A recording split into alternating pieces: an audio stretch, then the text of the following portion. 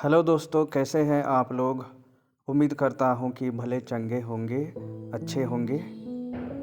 चलिए आज हम जीवन के बारे में बात करते हैं। आप लोग अपना जीवन कैसे जी रहे हैं?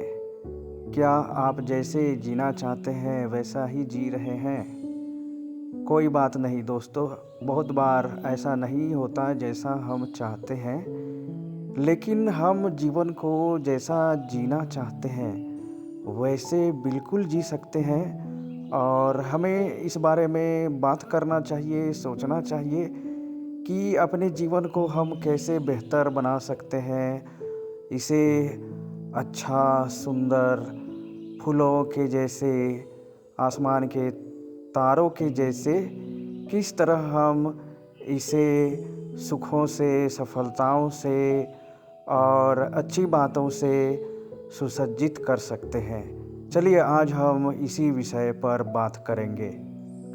इस क्लिप में आप देख सकते हैं यूपीएससी की परीक्षा पास करने के बाद इंटरव्यू देने के लिए ये कैंडिडेट्स आए हुए हैं और इसे आप शायद पहचानते होंगे। ये बहुत ही फेमस आईएएस ऑफिसर है, कलेक्टर है। इनका नाम है सृष्टि देशमुख। आप देख रहे हैं इंटरव्यू देने के लिए, ये एक्चुअली मॉक इंटरव्यू है, उसके लिए ये आई हुई हैं और इनका इंटरव्यू लिया जा रहा है। ये बहुत से क्वेश्चंस का आंसर दे रही है।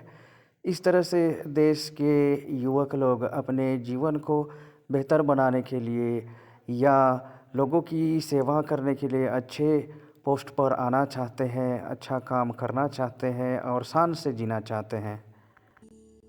दोस्तों, जब मैं नवयुवक था मेरी भी इस प्रकार की बहुत सारे इच्छाएं थी, आकांक्षाएं और सपने थे। वे पूरे ना हो पाए। मैं दर दर भटकता रहा अपने जीवन को संभालने के लिए, अपने पैरों पर खड़े होकर कुछ अच्छी इनकम कमाने के लिए और एक शानदार जीवन जीने के लिए मैं दर दर भटकता रहा, कोशिश करता रहा, ठोकरें खाता रहा। अधिकतर समय मुझे असफलता ही मिली। मैं चिंतित रहता था, टेंशन में, तनाव में रहता था, ठीक से खाना नहीं खा पाता था, रात को मुझे नींद भी नहीं आती थी। नौकरी की तलाश में मैं एक शहर से दूसरे शहर, एक कंपनी से दूसरे कंपनी भटकता रहता था और कई बार रेलवे में मैं यात्रा करता था, ट्रेन में सीट नहीं मिलती थी, कई घंटों तक खड़ा रहता था और रेलवे स्टेशन पर सो जाता था, मच्छर काटते थे। इस प्रकार संघर्षों के दिन मैंने देखा है। अब मेरे कठिन दिन, संघर्ष के दिन दूर हो गए हैं, मेरे अच्छे दिन शुरू हो गए हैं। लेकिन मैं सिर्फ अपने जीवन को अच्छा होते नहीं देखना चाहता। मैं कोशिश कर रहा हूँ और मेरी ये हमेशा ही प्रयास रहेगी कि जो नौजवान हैं, नवयुवक हैं, उनके लिए भी कुछ अच्छा कर सकूँ। मैं इस वक्त गवर्नमेंट स्कूल का टीचर हूँ। मेरी ये पूरी कोशिश रहेगी कि मेरे बच्चे कलेक्टर बने, डॉक्टर बने, अच्छे पोस्ट पर जाएं। और दोस्तों, मैं आपके लिए भी कुछ अच्छा करना चाहता हूँ। आज मैं आपको कुछ अच्छी बातें बताना चाहता हूँ। मैंने खूब मनन चिंतन, विचार विमर्श और विश्लेषण करके ये जाना है कि हम जब पैदा होते हैं स्वतंत्र होते हैं, लेकिन कुछ क्षणों के बाद ही हमारा मन कई तरह की गुलामी से जकड़ लिया जाता है। और जैसे जैसे हम बड़े होते हैं, हम मासूम, नादान, निर्मल हृदय के होते हैं, लेकिन हमारे वातावरण से हम कुछ बुरी आदतें, गलत धारणाएं, गंदी प्रवृत्ति या बुरे व्यवहार को अपना लेते हैं, जिस वजह से हमारा मन मस्तिष्क फूलों के जैसे पुष्पित या उनके जैसे शोभायमान नहीं होता है।